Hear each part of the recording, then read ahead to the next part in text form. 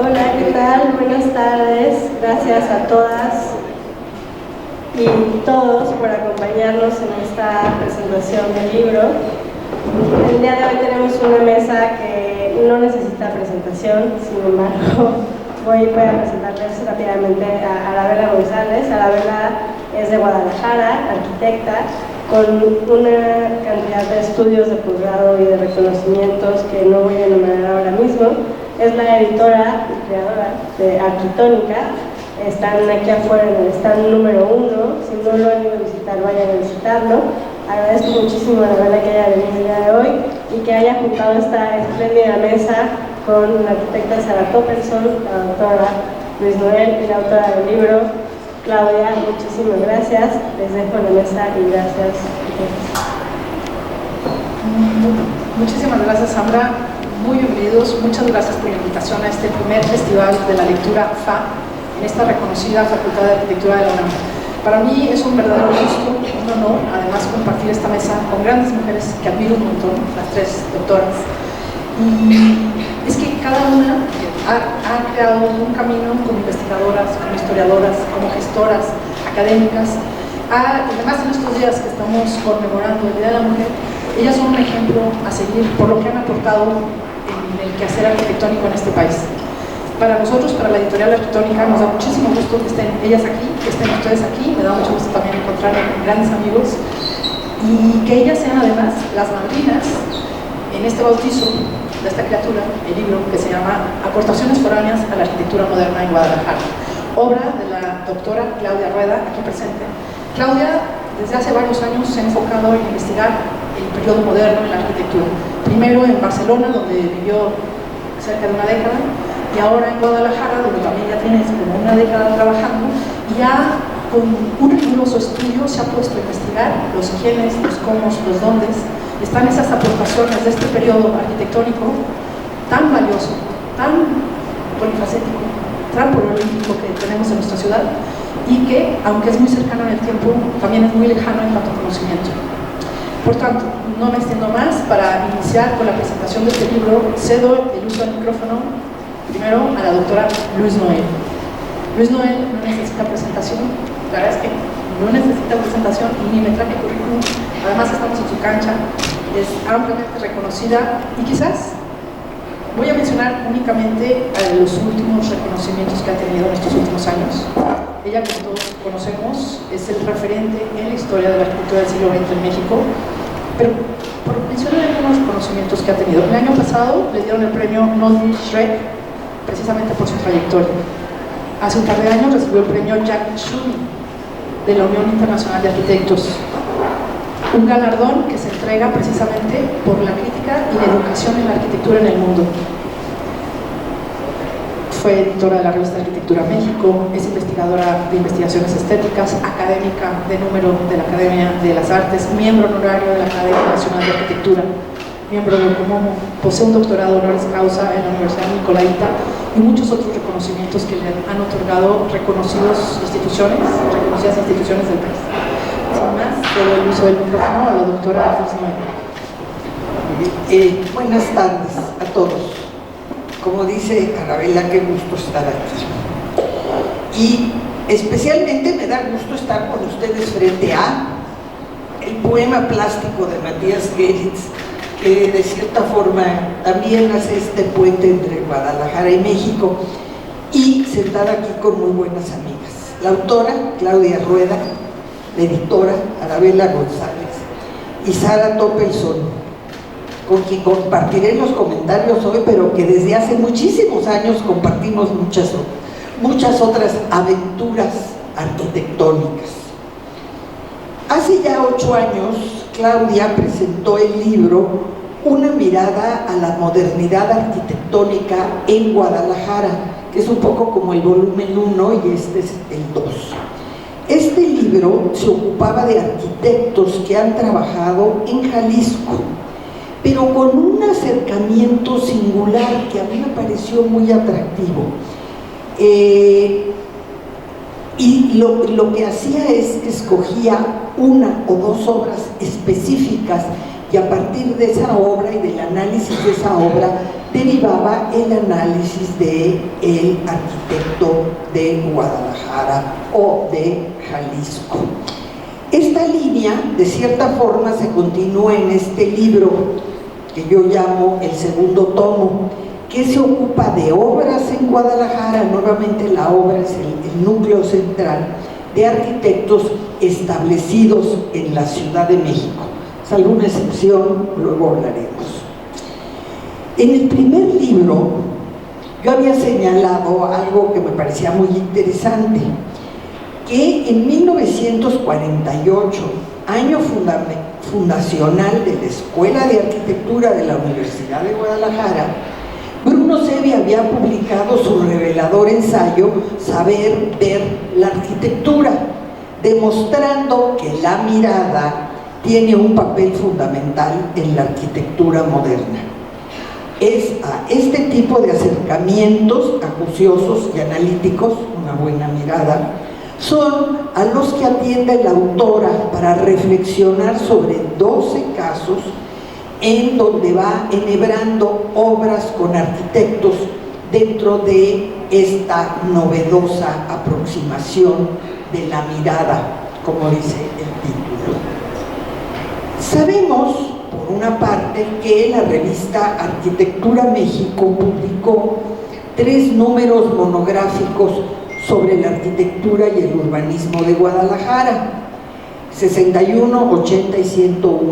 En este último, de 1969, se incluyeron una serie de opiniones de arquitectos de Guadalajara: Ignacio Díaz Morales, Salvador de Alba, Alejandro Sor, Bruno Cadore y Fernando González Gortázar, quien de cierta forma siempre fue especialmente lúcido en este tipo de análisis, y él nos dice en ese texto: de estas 3 constantes, materiales y técnicas, sistemas de vida y medio físico, han nacido ciertas soluciones que se vienen repitiendo desde siempre con mayor o menor éxito. Para mí, esta es una personal y acertada definición del regionalismo tapatío. Frente a esto, la presente publicación de Claudia Rueda toma el sendero de las contribuciones de diseñadores forasteros, foráneos, como dice el título, a la arquitectura de Guadalajara.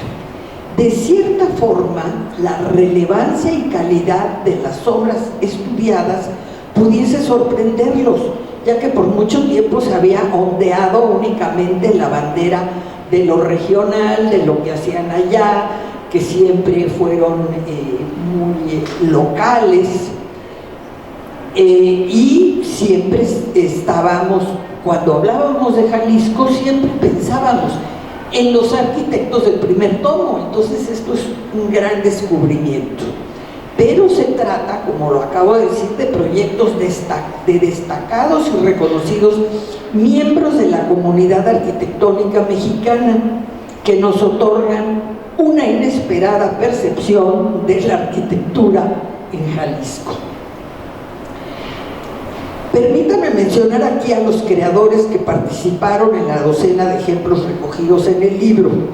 Algunos eran profesores de la Escuela Nacional de Arquitectura de la UNAM, como José Villagrán García, Mario Pani, o de la Escuela Superior de Ingeniería y Arquitectura del Instituto Politécnico Nacional, la ESIA, como Reinaldo Pérez Rayón.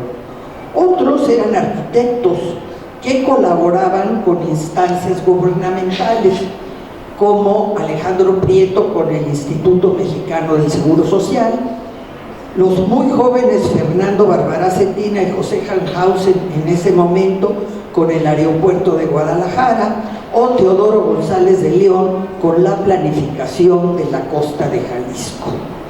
Además están encargos privados, como el Country Club de Enrique de la Mora, el famosísimo, el nunca más, como algo súper local de Guadalajara, pues es de Enrique de la Mora, aunque tenemos que decir que Enrique de la Mora había nacido en Guadalajara y había venido a México a estudiar y se había quedado.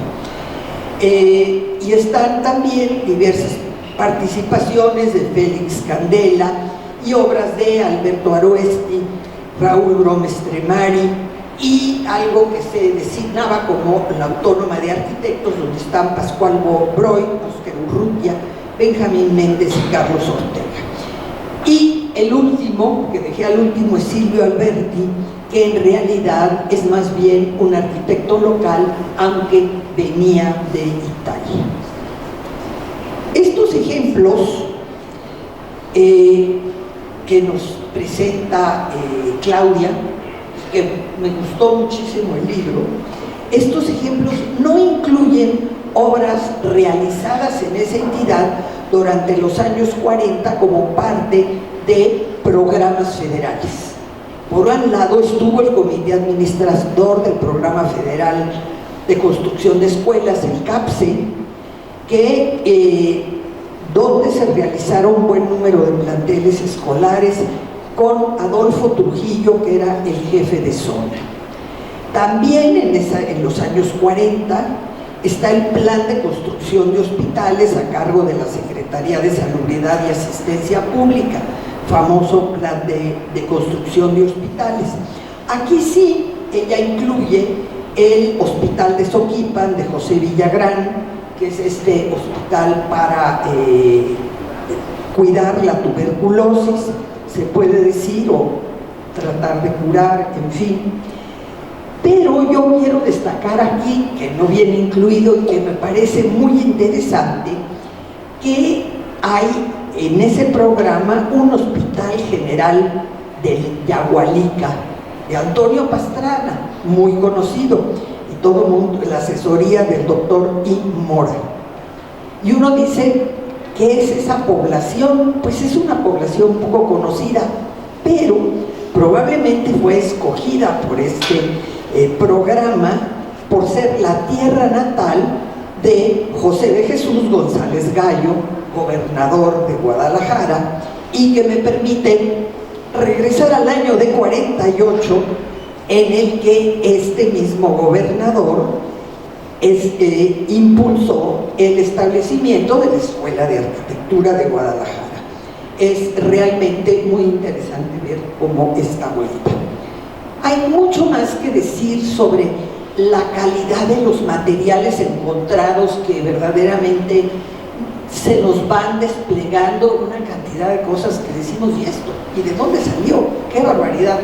O sea, no dejó piedras sin levantar para encontrar todas estas cosas, pero yo me quedo aquí, a pesar de que hay mucho más que decir de aportaciones foráneas a la arquitectura moderna en Guadalajara, y les recomiendo ampliamente la lectura, tanto por entender Guadalajara como por entender a algunos arquitectos que participan aquí.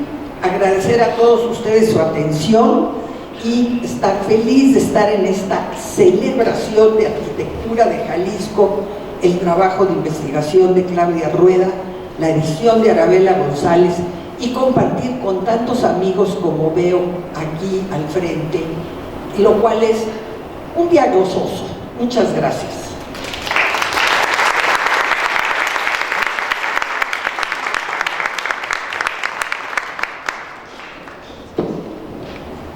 Muchísimas gracias, Luis. Ciertamente, siempre una presentación del libro es un día de fiesta. A continuación, cedo el uso del micrófono a Sara Topperson, que tampoco necesita presentación. ¿Qué puedo decir? Es una pionera.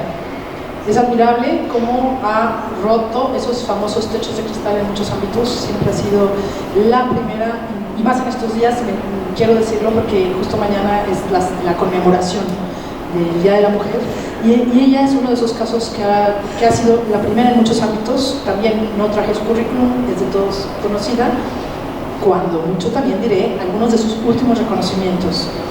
Y fue la primera mujer presidenta de la Unión Internacional de Arquitectos, fundadora y presidenta de Ocomomo.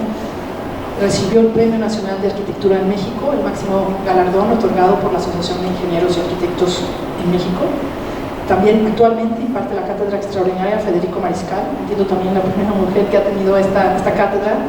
Ha recibido muchos reconocimientos, entre los que destacan Caballero de la Orden caballero de la Orden de Artes y Letras del Ministerio de Cultura de Francia, doctorado honoris causa por la Universidad Anáhuac de México, entre muchos otros. Sin más, cedo el micrófono. Sara, qué gusto que estés aquí. Buenas tardes a todos, me da verdadero gusto estar con ustedes. Gracias a Rafaela por esa presentación y bueno, sobre todo gracias a Claudia que me invitó a hacer esta presentación del libro. Hace algunos años que no hacía presentaciones del libro, me dio muchísimo gusto la invitación y claro, los saludo a todos ustedes con afecto. Gracias por acompañarnos, por escucharnos.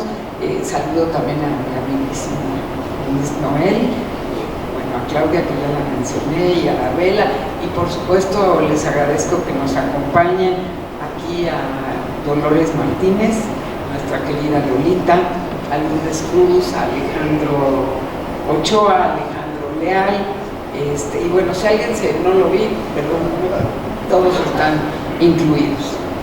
Bueno, como les decía, y agradezco a Claudia la invitación a participar en esta presentación de esta muy valiosa investigación sobre la presencia de los arquitectos foráneos en la consolidación de la ciudad de Guadalajara. Acercarte a este libro, quiero decirle que es un deleite. Su lectura es ágil, rica en contenidos, fluida, y bueno, nos atrapa de inmediato. A mí me atrapó y no podía dejar de leer el libro y analizar la investigación tan puntual que realizó Claudia. La delicada y profunda investigación que ha realizado Claudia es muy significativa, rica en contenidos, nos acerca a la modernidad de Guadalajara, a un febril periodo de aportes y creación que modernizaron a la ciudad y modernizaron al Estado.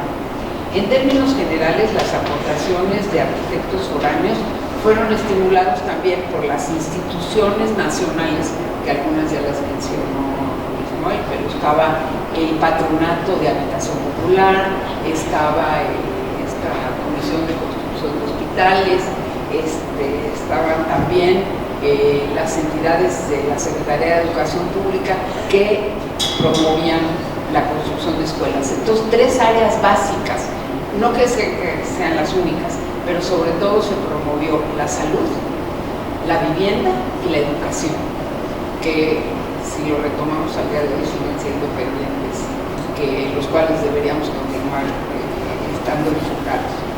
Y los objetivos que establecieron estas instituciones formaron la base de esta participación.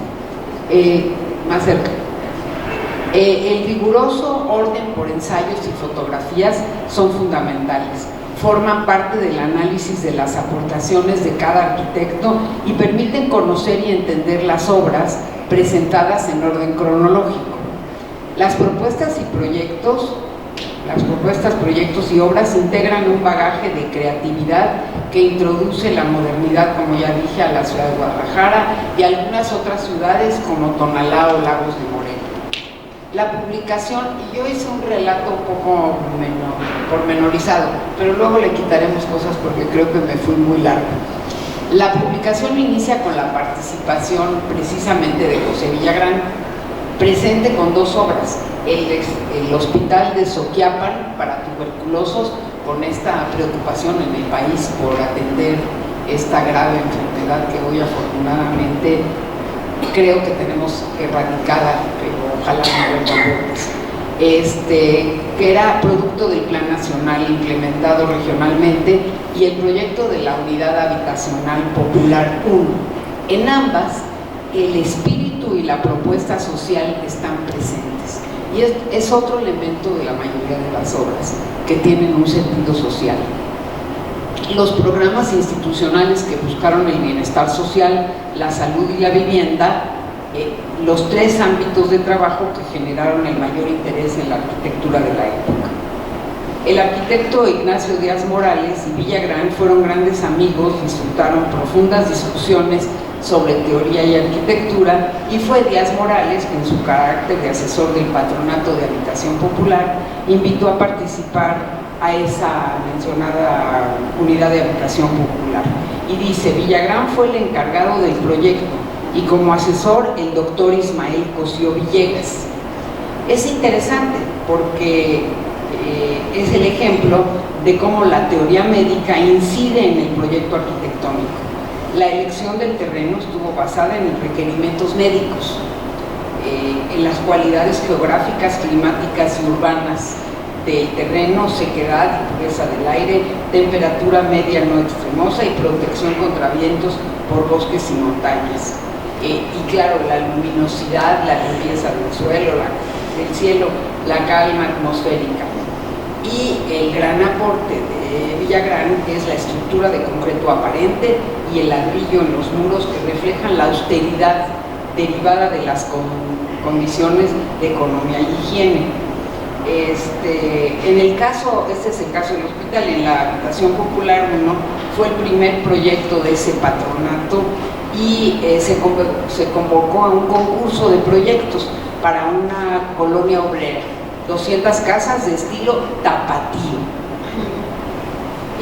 con todos los requerimientos indispensables para la vida de una familia decorosa y digna.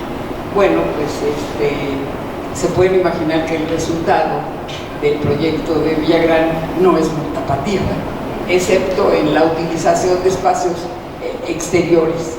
En los materiales sí, utilizó sistemas constructivos tradicionales, cubiertas inclinadas de teja, bóveda de ladrillo con vigueta y rieles de ferrocarril, y muros pues, encalados, nada más de ladrillo encalados. Ambos proyectos son ejemplo del valor social de la arquitectura y la propuesta de una arquitectura nacional. Lo que se buscaba era que fuera auténticamente mexicana. En el pensamiento de Villagrán, el concreto era símbolo de austeridad y poco mantenimiento, lo cual tenía razón, aunque no envejece tan agradablemente. Y para él el bloc de vidrio, material fundamental, era perenne. Entonces introduce estos materiales. En este mismo tenor del reto de la vivienda está la visión de Mario Pani, que se ubica, como saben ustedes, pues entre el clasicismo y las nuevas ideas de habitar la ciudad, y prevalecen las nuevas ideas de habitar la ciudad. La propuesta integra dos estrategias: la dispersión organizada y la concentración vertical. Acabó no construyendo vertical, pero la propuesta ahí estaba.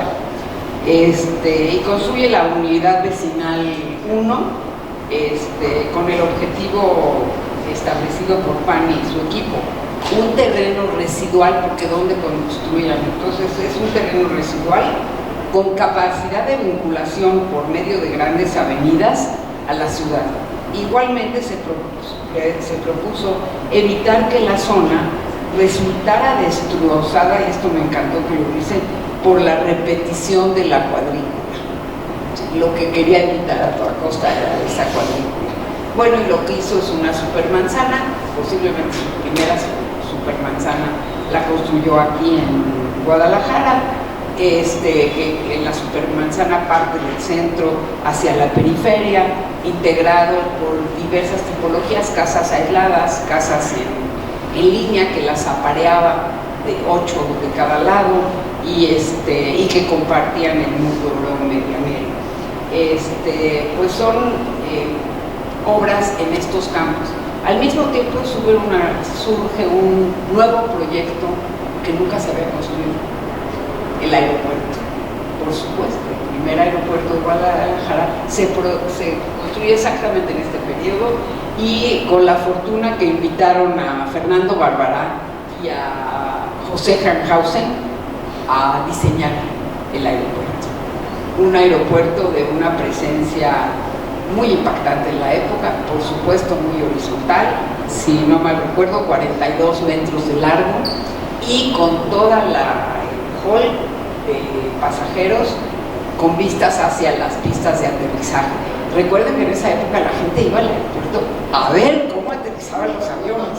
Entonces capitalizaron esta propuesta con todos los servicios para los pasajeros, pero con un gran atractivo para la ciudad y un proyecto totalmente innovador y totalmente descargado de cualquier carga histórica, porque era un proyecto verdaderamente innovador. Después viene, yo les estoy narrando cómo viene el libro, viene la presencia de Enrique de la Mora y que es única su presencia, es el que más obras se reseña en el libro, 8 obras, a lo mejor un poco más, pero es interesante porque lo que menciona Claudia es que de la Mora es de Guadalajara, pero se fue, pero volvía para las obras y se volvía a venir, era un ir y venir entre la capital y Guadalajara, y con esta visión capitalizó la posibilidad de construir formas audaces derivadas de la constante exploración y la búsqueda de renovación de los procesos constructivos y en consecuencia lo que le interesaba mucho, la forma. Tengo una reseña de casi todos, ya habló Luis del Country Club de Guadalajara, tan famosa obra, y su gran aporte ahí fue que el terreno era un terreno accidentado y como el Country Club tenía grandes terrazas, adaptarse a la topografía del terreno. Muchos de los proyectos que se ven en el libro tienen esa cualidad, no de dominar al terreno, sino dejar al terreno que sea el dominante en el proyecto. Esta adaptación que por supuesto agradecemos hasta hoy día, ojalá todos los proyectos tomaran y bueno, hay muchos proyectos, creo que no se los voy a mencionar todos, como les dije, son 8, entre ellos está la Escuela Normal de Jalisco, donde también se adapta a la morfología y dice en la página 81, la repetición, la seriación y la modulación de un programa de aulas o un hospital, que también construyó, producen un ritmo en la fachada y de la Mora recurre a su talento para ello, así como para dotarla de armonía. Responde a la orientación y desarrolla con gran finura el detalle constructivo de cada pieza de carpintería y de herrería. Vean, este conjunto es magnífico. Si hoy hiciéramos un conjunto igual, seguiría siendo válido, claro, con algunos cambios, pero gran arquitecto. Y bueno, mejor lean el libro porque sí vienen muchos, pero seguramente hay que mencionar que participó en todo, porque igual en un hospital que en la escuela, que en una iglesia, ¿sí?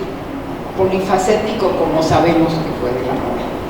Félix Candela también tuvo una importante presencia y dejó una huella indeleble en Guadalajara, porque él realizó solo 2 obras, la caseta de ventas de Valle Verde y la capilla de Puente Grande.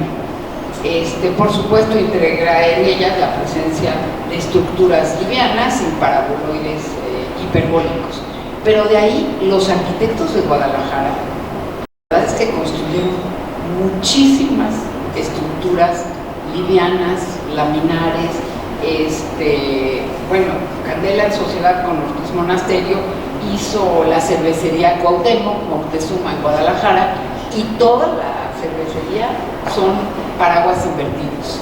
Entonces comenzaron a poner este sello de una construcción sólida, ligera, con una tecnología de construcción pues ya muy probada por Candela. En ese sentido, Alberto Aroesti participó con un gran parque, fue el primero que hizo el espacio público de Guadalajara, el Parque Alcalde, donde transforma por completo el programa de un parque. No es un parque de vegetación para ir a observar, no, es un parque donde sería como parte de los dos.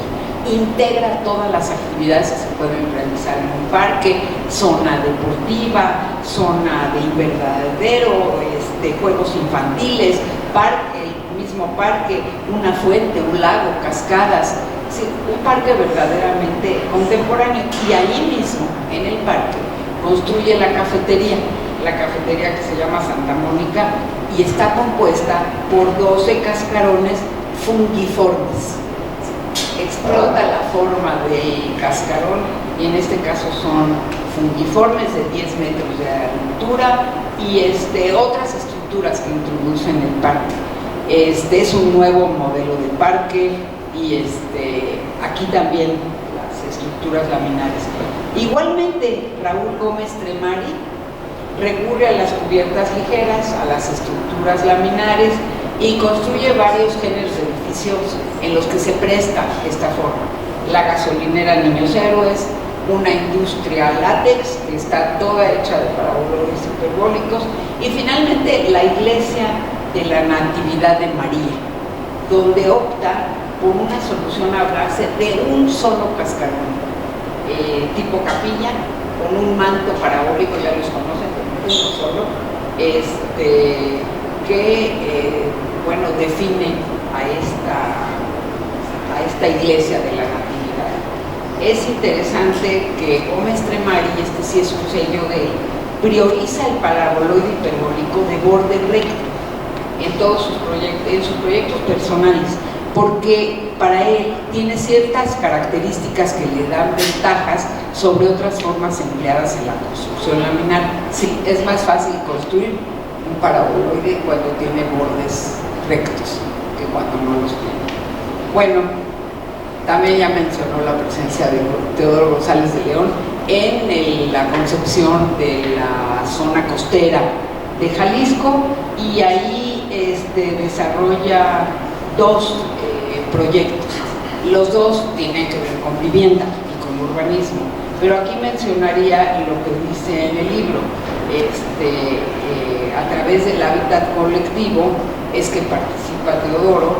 Las nuevas formas de vida fueron de gran interés y sobre todo estuvieron derivados de la frase de Le Corbusier, que yo no conocía, que dice: el verdadero palacio del mundo moderno es la vivienda. Entonces, más elogio a la vivienda no se puede. Los proyectos fueron muy interesantes. Hizo un proyecto de vivienda para pescadores, el plan maestro de Barra de Navidad. Las viviendas tenían dos tipologías, con viviendas con bóveda y viviendas con cono. Vean las imágenes, son magníficas. Desafortunadamente este proyecto, donde había un promotor, en un momento dado se acabó el dinero, no se pudo seguir construyendo, y para la fatalidad de nosotros, porque no podemos ver sus obras, un huracán se llevó todo lo que había construido. Entonces no queda nada en Barra de Navidad.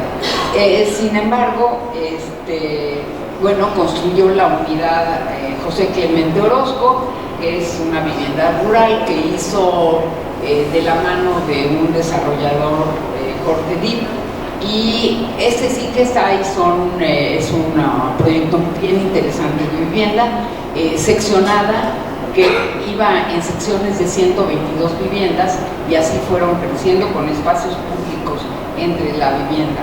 También es interesante, véanlo, porque tiene estacionamientos, tiene pasos peatonales, y trata de separarlos realmente en una forma muy interesante. Y además, otra cosa que nos dice Claudia en el libro es que pues realmente Teodoro González de León se formó en esta presencia en Guadalajara. Las oportunidades que tuvo ahí lo formaron como arquitecto. Bueno, y seguimos con Autónoma de Arquitectos, también ya lo mencionó Luis, y bueno, ahí conocimos a muchos de estos arquitectos, pero yo me acuerdo haber ido a la oficina porque ahí trabajaba Pepe, mi esposo. Entonces yo de estudiante iba a ver la oficina, y pues sí, era una oficina de arquitectos con un trabajo febril, y que el trabajo que menciona Claudia, que es la vivienda para los empleados de los ferrocarriles, trajo el proyecto Benjamín Méndez, porque él era el director de construcciones de ferrocarriles, lo trajo. Pero la reflexión es muy buena, porque las viviendas para ferrocarrileros todas fueron hexagonales, en conjunto de 44 viviendas, y algo interesante que plantearon y que hoy deberíamos volver a ver, es que no eran a la venta, eran a la renta, porque los ferrocarrileros se mueven mucho. Entonces esta forma hexagonal que deriva del panal de abejas y esta complejidad de un panal pero complementada con todos los servicios que requería una vivienda de este tipo. Es interesante, y esto ahora no recuerdo, si alguien fue alguna vez a la casa de Carlos Ortega y Manina, era también de forma hexagonal. Es decir, no concebían solo la forma para una vivienda X, sino era aplicable a todo tipo de viviendas. Un aporte bien interesante. Bueno, y luego narra el libro la presencia de Alejandro Prieto, que como saben realizó una gran cantidad de proyectos en la época que Benito Boquet estuvo al frente del IMSS, hospitales, instalaciones deportivas, teatros. Claro, todos lo conocemos por los teatros. Y aquí realizó una obra muy importante, el Centro de Seguridad Social para el Bienestar Familiar y el Teatro de Guadalajara. Lo que me llamó mucho la atención es que decía, todos los teatros del IMSS se construyen bajo mi sello, mismas directrices y vigilancia, aunque se los encargue a otros arquitectos. Me pareció de lo más interesante, porque sí, todos tienen su sello. Y es más, hizo un libro donde define cómo debe ser un teatro. También es interesante saber por qué teatros. Porque alguien le preguntó, ¿por qué no museos? ¿Por qué no estimula la pintura o la escultura o la lectura? Y entonces les dijo, mire, lo que le interesa a todos los niveles y que es accesible para todos y los invita entonces a conocer las otras artes es el teatro. El teatro todos lo disfrutan. Entonces, pues, tenía su muy buena motivación. Bueno, luego viene un capítulo sobre Silvio Alberti, que fue docente en la Escuela de Guadalajara y bueno, era un calculista estupendo, hizo varias chimeneas industriales, en el libro viene la foto de Mario Ferrotubi y bueno, también construyó muchas estructuras reticulares. Ya no me voy a detener, y termina con Reinaldo Pérez Rayón, que, bueno, como saben, también sus obras fueron monumentales. Pérez Rayón construyó la escuela más importante del Politécnico en Guadalajara, que era el Cereti, precisamente para preparar ingenieros, pero también constructores, todo tipo de profesiones que hacían falta en Guadalajara. Y bueno, con esto termino, porque ya me alargué mucho, y con una muy cálida felicitación a Claudia. El documento es una completa inmersión en la modernidad de Guadalajara, como pudieron ver, y los continuos aportes de arquitectos mexicanos al estado de Jalisco y la gran ciudad de Guadalajara. Durante 2 décadas, 1940-1960,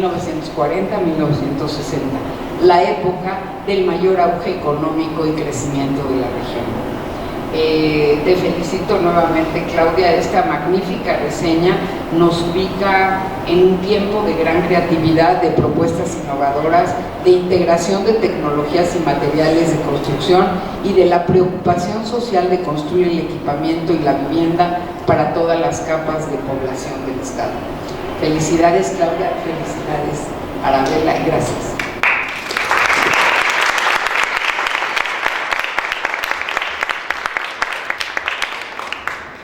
Muchísimas gracias, Sara, por toda esta aportación. Ciertamente el libro aporta mucho material inédito hasta ahora, fotografías, algunas se consiguieron en varios archivos del mundo. Para nosotros los tapatíos, encontrar con esta información de los lugares que solíamos ver todos los días realmente es un material riquísimo.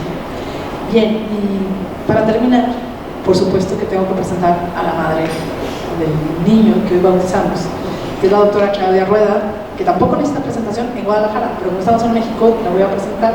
Ella es arquitecta del ITESU, pero hizo su doctorado en la Universidad Politécnica de Cataluña. Es actualmente profesora e investigadora en el Departamento de Proyectos Arquitectónicos en la Universidad de Guadalajara, la UDG, y sus investigaciones se han centrado en la teoría y práctica del proyecto arquitectónico moderno. Es miembro del Sistema Nacional de Investigaciones, SNI2, del CONACYT, es miembro del capítulo Docomomo México y de la Academia Nacional de Arquitectura, capítulo Guadalajara. Adelante, Claudia.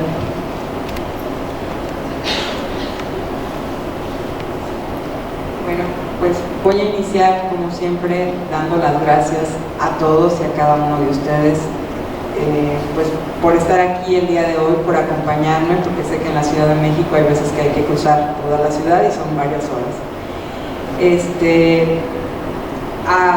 Aquí a Luis y a Sara y a mi editora por apoyarme, por estar aquí, de verdad es un honor, y a todos los presentes. Yo creo que este libro tenía que presentarse en la Ciudad de México. Ya dijo Arabella que en Guadalajara no lo hemos podido presentar, pero creo que, como dicen, por algo suceden las cosas y había que presentarlo en la Ciudad de México. La imagen que he puesto ahí no es para jugar adivinanzas ni memoramas, sino es precisamente por qué era importante presentarlo en la Ciudad de México. Bueno, porque de los 12 arquitectos de los que se hablan en ese libro, 11 son de la Ciudad de México. ¿Por qué era importante presentarlo en UNAM? Porque es su casa. Todos y cada uno de ellos habían dado clase o habían estado aquí. Incluso algunos de ellos pues, fueron profesores de construcción, que de poco se había hablado de ellos o se había escrito. Entonces yo por eso veo la relevancia de presentarlo hoy aquí. Creo que Sarita y Luis pues ya han explicado el libro. A mí solamente me resta pues decir que fue una investigación ardua y que también gran parte, yo diría que casi un 40 o un 50% de la investigación se hizo en estos fantásticos acervos que ustedes tienen. Agradecerle a Elisa y a todo su equipo porque desde la distancia me apoyaron con esta investigación y pues recibirme en estancias de investigación para, bueno, en aquel tiempo todavía estaba Lourdes, para poder hacer este trabajo. Como bien dice Arabella, fueron 30 archivos los que se consultaron, algunos extranjeros y en algunos pues, fue difícil, ¿no? Conseguir estas imágenes, pero para mí ha sido creo que una evolución muy importante en mi trabajo. El primer libro creo que también aportaba, aunque ya eran arquitectos conocidos en Guadalajara, pero verlos todos en conjunto creo que era una de las mejores aportaciones. Este segundo libro ha sido un descubrimiento también para mí, ¿no? Ir desilvanando y cada uno de estos personajes y un arquitecto me llevaba hacia el otro, ¿no? Sabíamos que Enrique de la Mora había trabajado y a partir de Enrique de la Mora pues empiezas a descubrir cómo Alberto Aroestri había trabajado con él, cómo también trabaja con él Raúl Gómez Tremari, que también era ingeniero y había ido a Guadalajara. Algunos habían ido a buscar como fortuna a Guadalajara, ¿no? Guadalajara era una tierra prodigiosa, entonces ellos lo veían como una oportunidad para desenvolverse como arquitectos. Otros, como Enrique de la Mora, pues es volver a la casa. Algunas otras investigaciones, como la de Mario Pani, pues eran retos que se presentaban, ¿no? Y en Guadalajara, pues esa unidad habitacional, unidad vecinal, se la atribuían a Julio de la Peña, se la atribuían a otros, se la atribuían a Mario Pani. Entonces eran como pequeñas preguntas o inquietudes que yo tenía, ¿no? Así, bueno, al final esta unidad, ¿de quién es, no? Y empezar a investigar y buscar y al final llegar a ese resultado. Entonces, por ejemplo, Félix Candela también fue una sorpresa, ¿no? Que a partir de unos personajes que estudiaron aquí en la UNAM y que también eran parientes y amigos de Enrique de la Mora, y que Enrique de la Mora había trabajado con Félix Candela, pues a partir de esas relaciones te encuentras con que Félix Candela había hecho obra, ¿no? Y cuando empiezas a investigar y a profundizar un poco más, te encuentras con que tenía más de 8 proyectos, algunos no realizados y algunos sí, ¿no? Incluso, pues la sorpresa fue que esa obra la conocía, pero que no sabía que era de Félix Candela. Y así cada una de estas historias. Silvio Alberti ciertamente es un gran personaje del que en Guadalajara y en Jalisco no se había escrito. es uno de estos arquitectos italianos que había venido a trabajar a la Escuela de Arquitectura de Guadalajara, que se fundó en el 1948, y que por diversas circunstancias no se había escrito nada de él. Entonces yo consideraba que era importante, quizás probablemente debió haber salido en el primer libro, pero bueno, en aquel momento no se localizó su archivo. En esta segunda vuelta pudimos localizar el archivo y entonces por eso está incluido ahí.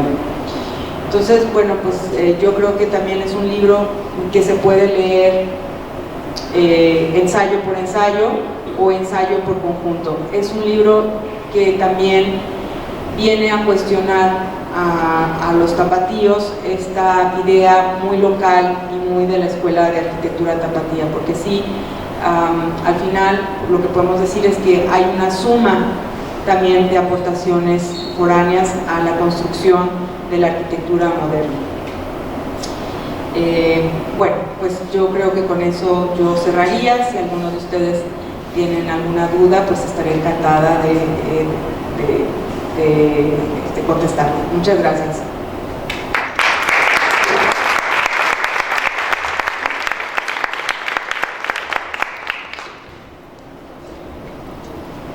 Muchísimas gracias, Claudia, por el empeño, el rigor que has puesto en estas investigaciones de estos dos libros, que aportan muchísimo a la ciudad.